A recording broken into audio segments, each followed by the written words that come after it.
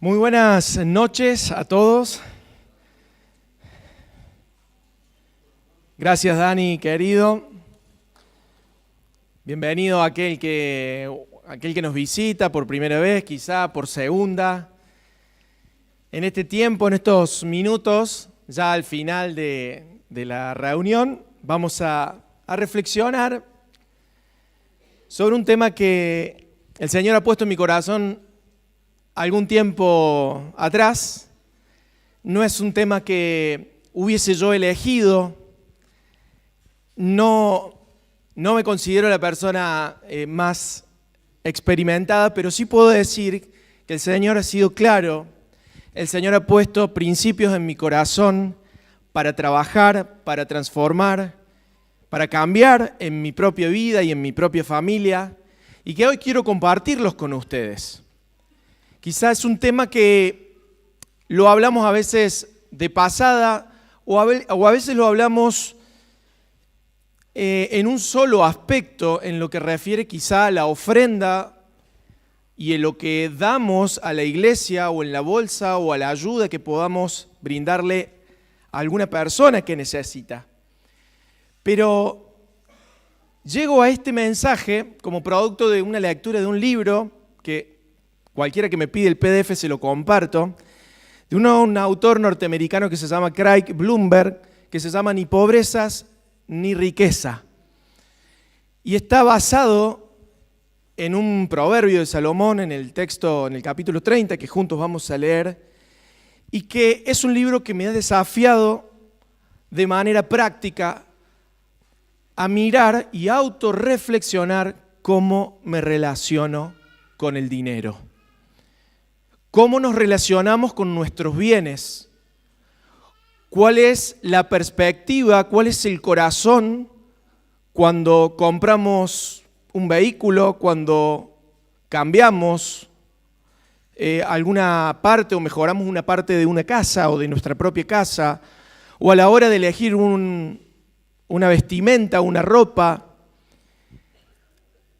Nos hace replantear y nos hace pensar cómo estamos nosotros parados en relación al dinero. Por eso, esta es una pregunta retórica. ¿Cuánto es suficiente?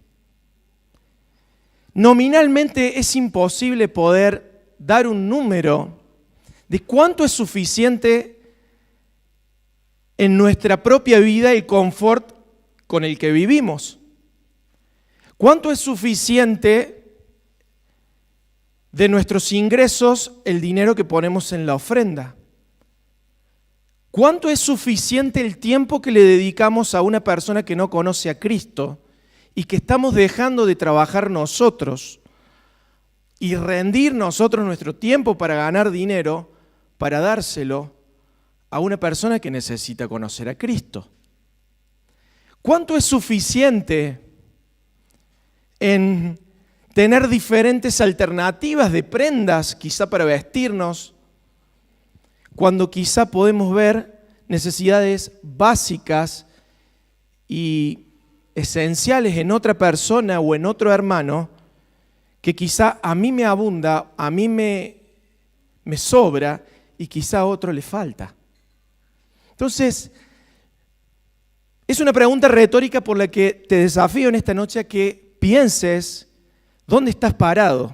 Y esto va para jóvenes, para adolescentes, para adultos, padres de familia, solteros, quizá jubilados, pensionados, no sé, para todos, para aquellos que tienen muchas propiedades, para aquellos que tienen mucho dinero en el banco o para aquellos que están pasando una situación muy difícil y quizá estén pagando el pago mínimo de la tarjeta de crédito y refinanciando a sumas muy altas de intereses.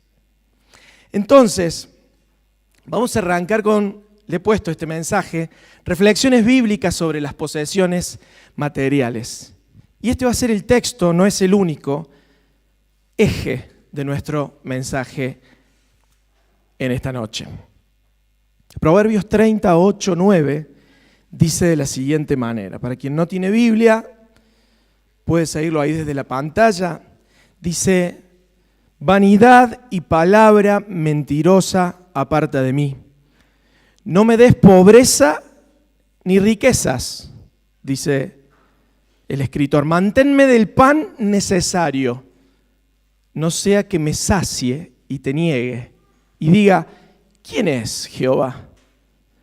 O que siendo pobre, hurte y blasfeme el nombre de mi Dios.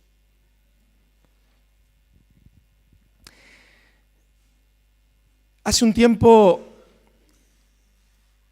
hay un inmobiliario en la ciudad de Nueva York que se llama Ryan Serhant, que ustedes lo pueden encontrar en cualquier red social, que es una persona muy exitosa en términos económicos y en términos de dinero, porque ha logrado generar una red de agentes inmobiliarios muy grande, lo cual ha ganado los premios que la revista Forbes y otros premios de economía y finanzas en cuanto a la facturación anual. La otra vez compartía unos números del ejercicio anual de su empresa y eran números, obviamente, dentro de la economía norteamericana, millonarios de facturación y también de comisiones. Y posteriormente, él retuitea una pregunta que hacía una persona y decía: ¿dónde te quieres ver a tus 50 años? Entonces contestaban algunos en relación a sus objetivos, a sus planes, a sus deseos, a sus sueños. Y lo llamativo fue para mí que esta persona, este inmobiliario norteamericano, dice: yo no sé si quiero o dónde quiero verme a mis 50 años, sino que solamente me haré una pregunta. Estamos hablando de una persona que no es creyente, al menos públicamente, ¿no? Dice: solamente a mis 50 años me preguntaré si todo lo que he hecho habrá valido la pena.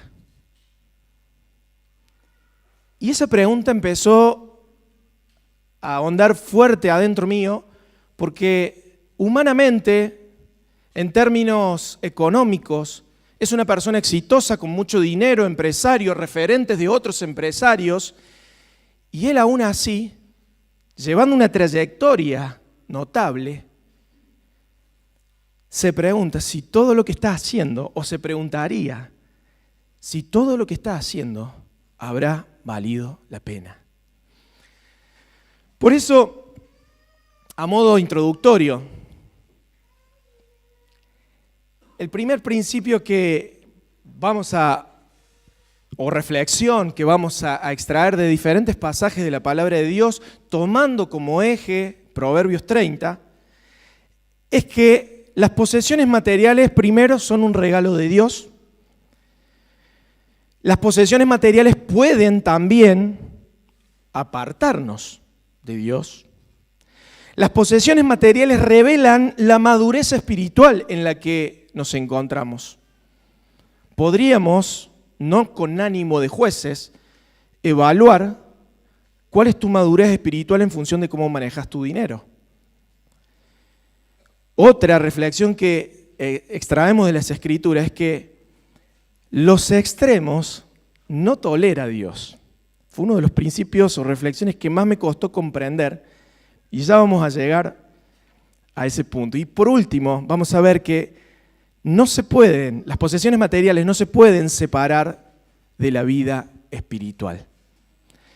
No hemos descubierto la pólvora, no es nada nuevo que no haya escuchado usted o vos, mi querido joven, pero sí seguramente el Señor hoy pone en tu corazón un nuevo desafío, un nuevo frente para encontrar y analizar dónde estás parado con relación al dinero y a los bienes y a las posesiones materiales. En primer lugar, tenemos que decir que las posesiones materiales son un regalo de Dios. Mateo 6, 31, 32 dice: no se afanen pues diciendo qué comeremos, o qué beberemos, o qué vestiremos, porque los gentiles buscan todas estas cosas, pero vuestro Padre Celestial sabe que tenéis necesidad de todas estas cosas o de todas ellas. Miren, todo lo que tenés, todo lo que tu patrimonio podría describir un contador quizá, es un regalo para que podamos disfrutarlo.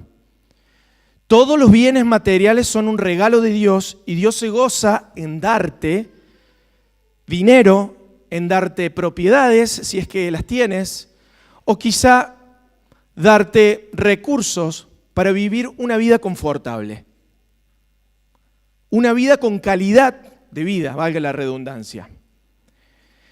Entender la verdad de que todas las posesiones son un regalo de Dios implica saber discernir de que una persona que es pobre, que está pasando dificultades, que no tiene para llegar a cubrir sus necesidades básicas, no podemos decir de que Dios no le esté dando regalos, o que Dios sea malo, o que Dios no sea de igual de amoroso que con una persona que sí tiene bienes o posesiones.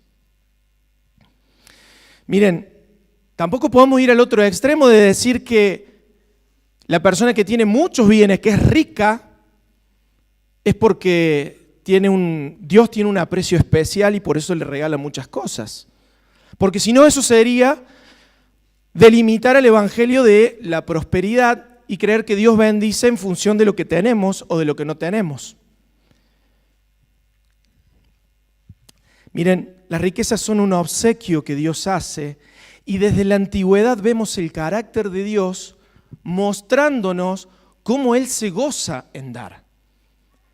A nuestro querido patriarca, por decirlo de alguna manera, Abraham, le prometió una tierra, la tierra prometida de Canaán, tierra que fluye leche y miel. Significaba eso que muchas bendiciones materiales llegarían para toda la descendencia de Abraham. Abraham era un hombre rico. Abraham nos muestra cómo, de una manera muy ilustrada, cómo Dios decide en su soberanía dar a un pueblo riquezas. Miren, cuando leo este texto que acabamos de leer juntos, dice, no se afanen diciendo qué comeremos, veremos, porque son los gentiles los que se afanan. O sea, entender de que los bienes materiales y las posesiones son un regalo de Dios implica saber de que tenemos depositada nuestra fe y confianza en la provisión de Dios. Y no llego al punto de ponerme fastidioso, nervioso, ansioso, porque no puedo conseguir aquellos bienes, el dinero o los objetivos económicos que me propuse. Miren, cuando vamos al Nuevo Testamento, en Cristo encontramos de que sus discípulos algunos de ellos eran personas ricas, empresarios, otros recaudadores de impuestos. Algunos ganando, le predicó, por ejemplo, a recaudadores de impuestos a los que si reconocieron que se habían robado iban a devolver 4 veces más. Es decir, Jesús no tenía ningún problema con la riqueza, sino en la relación que cada una de esas personas entablaban con las posesiones materiales. Miren, las iglesias incipientes que vemos en Hechos fueron sede, como sabemos bien que las iglesias de los primeros cristianos eran en casas de familias, muchas de ellas, dicen los historiadores, que eran en casas de personas ricas. Miren, la generosidad latente en el primitivo periodo de la iglesia implicaba que ninguno de los miembros de la familia de Dios pasara necesidades. No implicaba de que había como una especie de comunismo y que todos tenían que tener el mismo patrimonio neto, sino simplemente de que ninguno de los de la familia de Cristo pasara necesidades. Entonces, en primer lugar, o primera reflexión, podríamos decir muchas cosas más, las posesiones materiales son un regalo de Dios. Pero, por el lado contrario, y en relación a nuestra humanidad pecadora, sabemos también que las posesiones materiales pueden apartarnos de Dios. Miren, ese regalo, ese obsequio puede ser tergiversado por las pasiones desmedidas, o en esas palabras difíciles que usa la Reina Valera, las concupiscencias de la carne, de querer obtener más y más, de querer tener una jubilación y un retiro pacífico, sin problemas, sin aprietos, en un mundo que el sistema previsional se cae a pedazos, que la expectativa de vida aumenta cada día más, las cajas de jubilaciones no alcanzan para poder, y los activos que aportan esas cajas no son suficientes para sostener a los jubilados. Entonces, en un mundo escaso y de muchas diferencias y de muchos extremos, el hombre puede tergiversar sus disfrutes por la corrupción y el pecado que mora en él. La codicia es un pecado capital que nos hace trampa en el correcto uso del dinero y de todo nuestro patrimonio. Miren, Adán y Eva codiciaron el fruto prohibido. Por ejemplo, la posesión material puede llevarnos a un uso desequilibrado del tiempo. Trabajar, y mi 80 o 90% disponible, fresco mentalmente, con ganas de poder ser útil, lo dedico solamente a producir.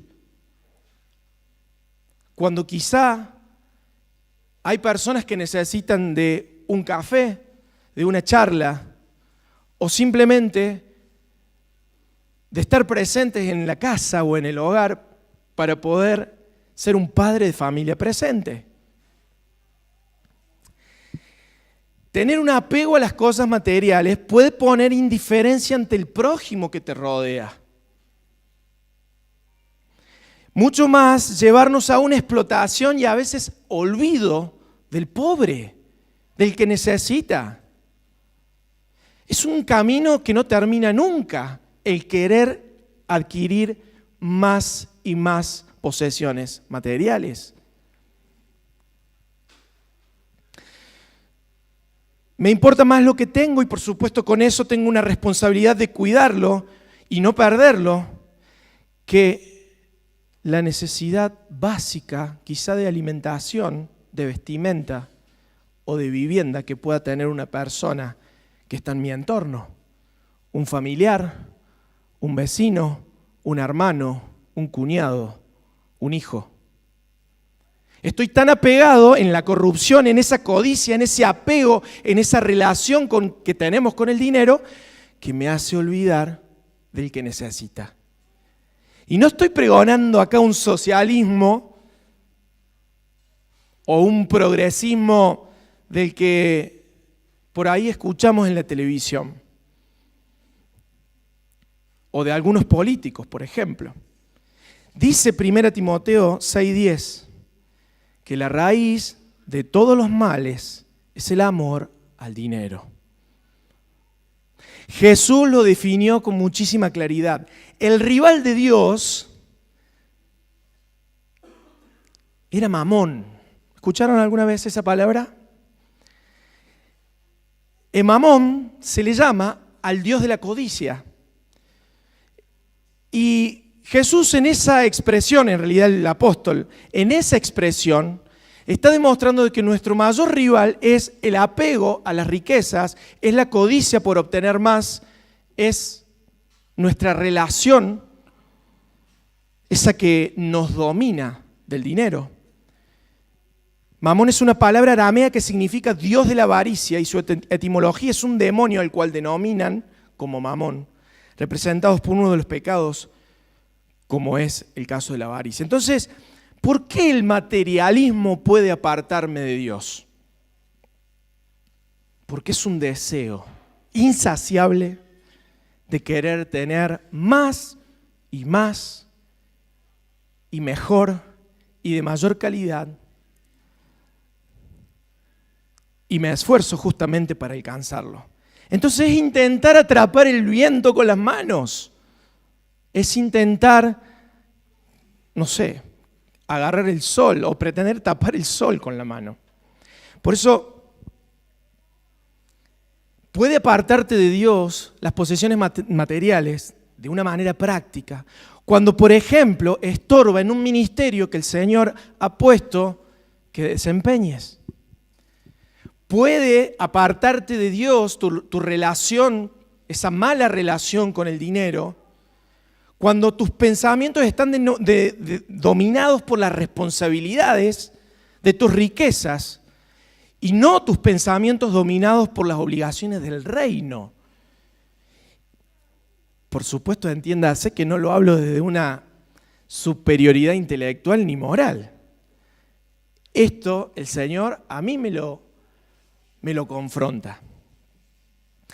Puede apartarme de Dios las posesiones materiales cuando de repente dejo tiempo de sobra para eventualmente hacer una obra de bien, una obra de caridad o comprometerme quizá con un ministerio en nuestra iglesia. Porque está primero mi riqueza, está primero mi cuidado de ella, está primero mi responsabilidad y decía Roberto Ochoa, lo planteaba así como una pregunta difícil y decía algo como, no sé si es más difícil vivir por fe teniendo poco que vivir por fe teniendo mucho. Porque del pecado de la incredulidad puede caer cuando tenés mucho porque no hace falta confiar en el Señor. Decía Salomón en el primer texto que leíamos que si tengo mucho puede hacer que no dependa de ti, Señor, dicho con mis palabras. Miren, las posesiones materiales pueden apartarte de Dios y esta es la reflexión que el Señor hoy pone en tu corazón. ¿Cómo te estás relacionando con tu trabajo, con el tiempo que le dedicas a la obra, con tus ahorros, con las criptomonedas que seguramente en alguna billetera virtual a los más jóvenes debes tener invertidas? ¿Cómo te relacionás con eso? ¿Te domina? ¿Te maneja? ¿Te impone su agenda? ¿O es el Señor el que hace eso en tu mente y en corazón? Avanzo. Tercera reflexión que podemos extraer de la palabra de Dios y que este libro que inspiró este mensaje es que revela nuestra madurez espiritual. Santiago 2, 14, 17, hermanos míos, ¿de qué aprovechará si alguno dice que tiene fe y no tiene obras? ¿Podrá la fe salvarle? Y si un hermano o una hermana están desnudos y tienen necesidad del mantenimiento de cada día, y a alguno de vosotros le dice, id en paz, calentaos y saciaos, pero no les dais las cosas que son necesarias para el cuerpo, ¿de qué aprovecha o de qué aprovechará? Así también la fe, si no tiene obras, es muerta en sí misma. El uso de las riquezas manifiesta o revela nuestra madurez espiritual. Nuestra vida espiritual es integral y estamos llamados a ser los mismos en el trabajo, en la facultad, en la familia, con nuestra esposa, con nuestros amigos, en el asado, en la facultad o quizá en nuestra propia intimidad en casa, solos. Eso es integridad. Y la vida espiritual, la vida de obediencia y el seguir a Cristo nos demanda eso, ser íntegros. Por eso implica una afectación de nuestra relación con el dinero. El dinero no puede estar al margen de nuestra vida espiritual. es parte de nuestra vida espiritual y tiene que ser transformada por el poder del Espíritu Santo en el dominio, en la mayordomía, en la administración de nuestras riquezas. Por eso no podemos andar al tum-tum, por decirlo de alguna manera. Así como en un ministerio nos organizamos, planeamos, aún con errores y defectos, y nos preparamos y hacemos una agenda y nos dividimos tareas en un equipo, ¿por qué no agarrar una hoja y un papel para quienes quizás no manejan la informática y hacer un cálculo de los egresos y de los ingresos? Hacer un porcentaje, ¿cuánto se destina de mi ingreso en recreación? Hacer recreación como salir a comer a McDonald's una vez por mes o salir todos los fines de semana. Hacer un Excel quizá que podamos determinar cuánto se va o cuánto destinamos a la ofrenda en la bolsa o cuánto destinamos a un proyecto especial como por ejemplo el que anunció Hernán hace unos minutos. Tener conciencia, tener organización en ello, habla de que estamos afectados espiritualmente para llevar un orden y una organización en lo que nos toca hacer en relación al dinero. Entonces, como estrategia práctica, entender qué es lo que se va y en dónde se va, o pretender más de lo que puedo, situación que nos hace pagar consecuencias muy caras de deudas, intereses y demás, hace de que nuestra vida espiritual sea la que afecte también la mayordomía en nuestras finanzas.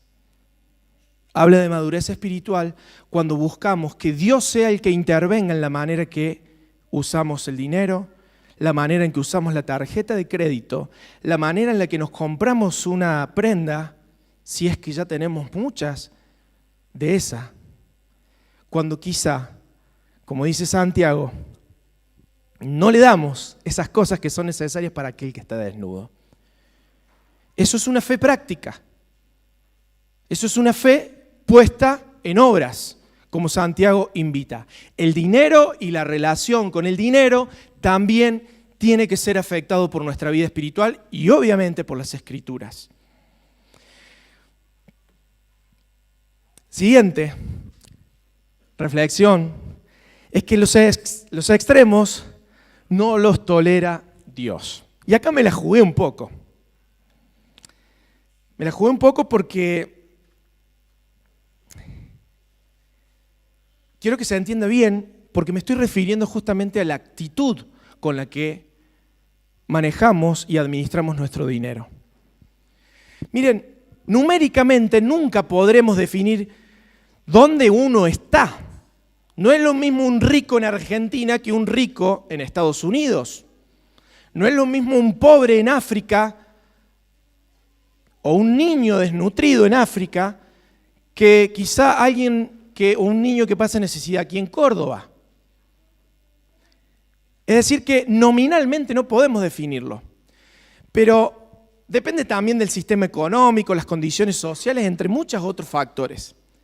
Pero cuando hablo de extremos, me estoy refiriendo a que si la acumulación que hacemos de las posesiones materiales va más allá de lo que uno podría necesitar, se enciende una alarma. Se puede generar ingreso y más de ellos, y aún así no olvidar el propósito para el reino, que ese dinero puede ser utilizado. Y otra cosa es acumular, acumular y acumular para atesorar recursos que se van a destruir o que se van a acabar antes de que puedan tener un fin útil.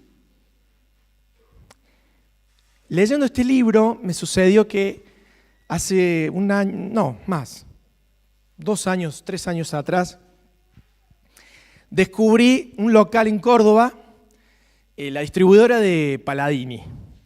Resulta que, además de vender fiambres, venden carne al vacío y tienen muy buenos precios. Después me preguntan, les digo dónde es.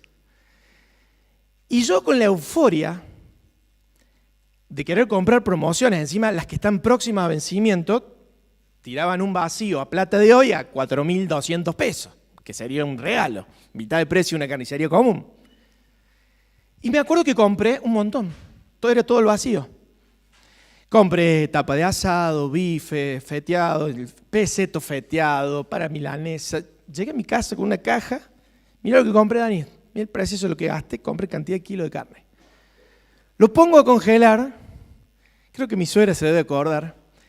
Empezamos a consumir 1 semana, 2 semanas, 3 semanas, y no se acababa la carne, y no se acababa la carne, y no se acababa la carne.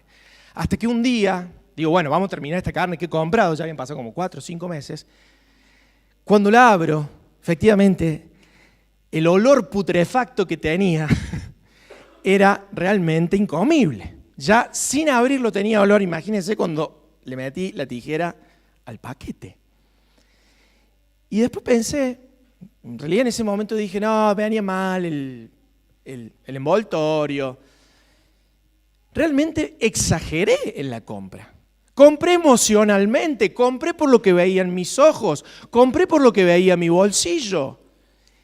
Y yo no sé, y es la reflexión que yo hago, si el Señor, después de un buen tiempo, no me dice, no te afanes por lo que va a pasar allá, porque yo voy a seguir proveyendo. Y no depende de qué tan estratégico y despierto seas para las compras, porque la fe la tenés que tener depositada en mí y no en tus habilidades financieras. Esto a modo anecdótico, por supuesto. Entonces, pensemos en nuestra ropa, pensemos en la comida que a diario nos servimos a la mesa, pensemos en los elementos tecnológicos que tenemos. Y no estoy tratando de bajar la vara de que vivamos pordioseramente, no, por supuesto, creo que me entienden y sé que me entienden. Todo ello se agrava cuando esa ganancia evita que otras personas, o esa acumulación, o ese atesoramiento, evita que otras personas puedan tener una calidad de vida decente o oportunidad para una vida razonable, satisfecha.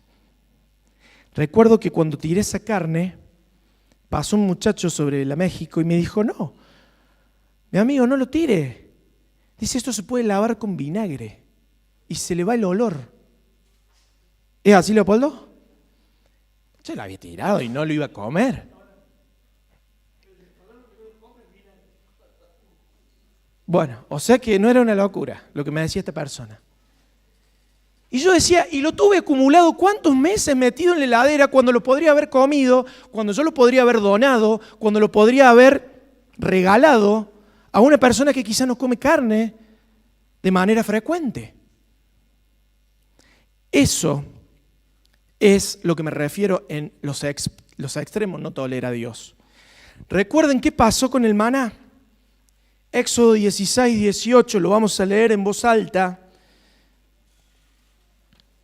Y ya en la recta final, me queda un punto más, dice Éxodo 16, 18, tremendo principio dentro de los libros históricos. Dice, y lo medían, leo el 17, y los hijos de Israel lo hicieron así, y recogieron unos más, otros menos, hablando del maná. Y lo medían por gomer, y no sobró al que había recogido mucho, ni faltó al que había recogido poco. Cada uno recogió conforme a lo que había de comer. La provisión de Dios es necesaria, es justa y es oportuna. Porque si yo pretendo anticiparme, corro el peligro de quitar el foco en la fe y por la fe en el Señor. Miren, los extremos intolerantes se veían ilustrados cuando en la antigüedad, por ejemplo, en el año sabático y el jubileo, se hacía una redistribución de la propiedad según la ley judía.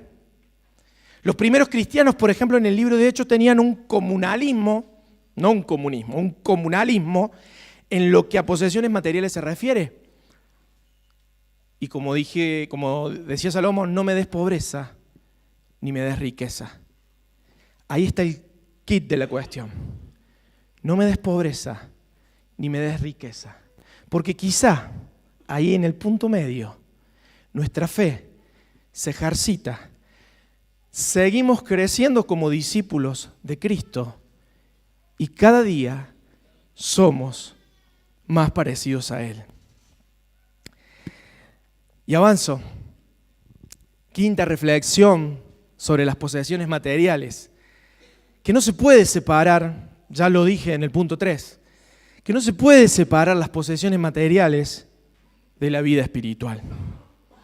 Mateo 6, 19, 21 dice, no se hagan tesoros en la tierra, donde la polilla y el orín corrompen y donde los ladrones minan y hurtan, sino hagan tesoros en el cielo, donde ni la polilla ni el orín corrompen y donde los ladrones no minan ni hurtan, porque donde esté tu tesoro, allí estará también tu corazón.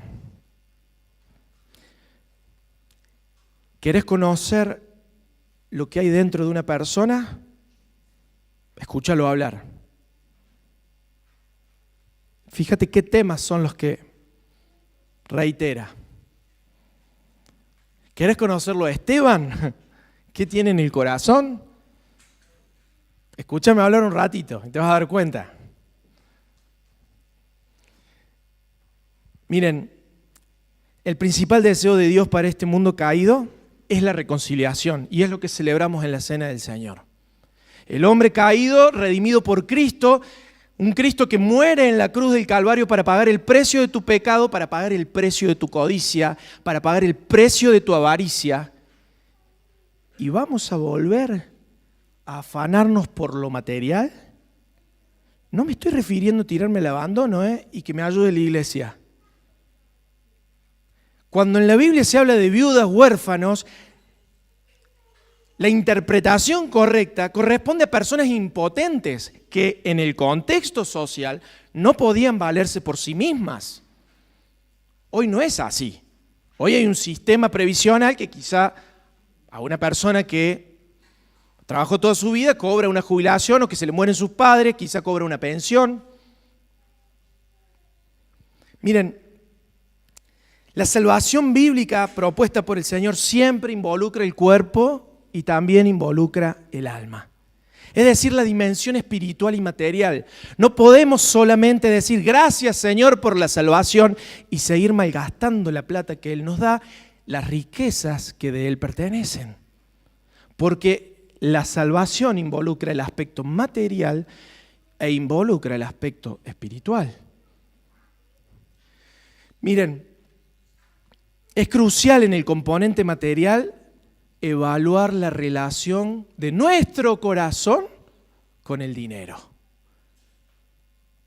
con nuestra cuenta bancaria, con nuestro vehículo, con nuestros proyectos materiales. Tenemos que evaluar esa relación con el Dios Mamón, que es el Dios de la avaricia. Estamos llamados a modelar esa transformación que la salvación misma nos da en el área de la mayordomía del dinero, como administradores. Seguramente se te vienen un montón de versículos que yo no he mencionado, pero por amor al tiempo los excluí. Miren, allí donde esté vuestro tesoro, allí estará también vuestro corazón. Entonces cierro con preguntas para que te lleves en esta semana. ¿Qué haré entonces con todo lo que Dios me ha dado? A las chicas les digo, a las señoras, miren sus vestidores, miren sus placares. ¿Qué haré con todo lo que el Señor me ha dado? Los hombres tenemos otras cosas, por supuesto, ¿no? Es mi deseo que reflexionemos sobre el uso correcto, el uso que le damos a nuestras propiedades, a nuestros autos, a nuestra vestimenta, a nuestro dinero. Me temo que es una cuestión de actitud, diría el cantante, porque muchas veces pretendemos racionalizar nuestras codicias como si fueran necesidades. Muchas veces, repito, pretendemos racionalizar nuestras codicias como si en verdad fueran necesidades. Y eso aplica distinto a mí, aplica distinto a Romina, aplica distinto a Julián, a Fabri, a Neldo, al Chelo. Porque cada uno tiene un propósito distinto, tiene un patrimonio distinto y hace un uso del dinero donde solo Dios ve el corazón. Estamos llamados a ser generosos. Eso no falta desde el principio de la Biblia hasta el Apocalipsis, la actitud de la generosidad. Y estoy seguro que nuestra capacidad de ser generosos puede ser más de la que hoy estamos siéndolo.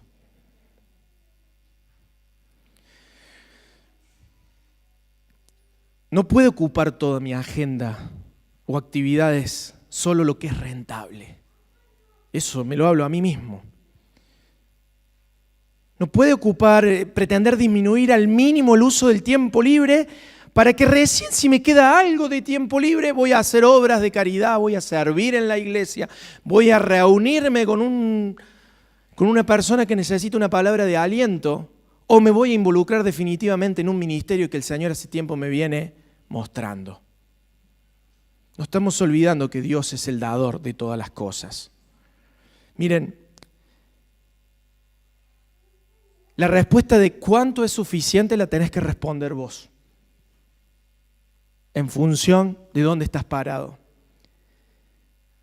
Si es suficiente o no es una respuesta muy personal, en la intimidad y ante la presencia de Dios.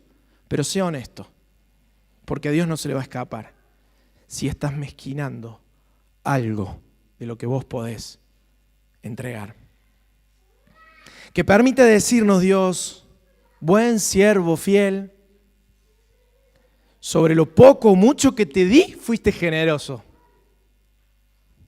Sobre lo poco o mucho que te di, fuiste solidario. Sobre lo mucho o poco que te di, pensaste en el que tenía necesidad. No te guardes nada. No te guardaste nada. Y el Señor que te diga, sobre mucho te voy a poner. Vas a administrar mucho más, porque has sido un buen siervo, una buena sierva fiel. Y cerramos con el mismo texto con el que empezamos. Vanidad y palabra mentirosa. ¿Lo leemos juntos? Vanidad y palabra mentirosa aparta de mí. No me des pobreza ni riquezas. Manténme del pan necesario. No sea que me sacie y te niegue y diga, ¿quién es Jehová? O que siendo pobre, hurte y blasfeme el nombre de Dios. No me des pobreza ni riqueza. Ponete de pie, vamos a orar.